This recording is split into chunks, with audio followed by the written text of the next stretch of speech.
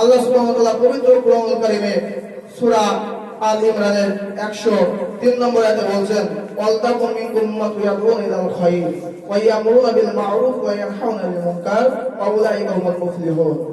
তোমাদের মধ্যে এমন কিছু লোক থাকা প্রয়োজন আছে, এমন কিছু লোক থাকবে যারা মানুষকে ন্যায় ও ইনসাফের দিকে, কল্যাণের দিকে ডাকবে। সুবহানাল্লাহ। এবং এমন কিছু লোক থাকবে যারা অন্যায় কাজ থেকে মানুষদেরকে বিরত রাখার জন্য আপ্রাণ চেষ্টা করবে। সুবহানাল্লাহ।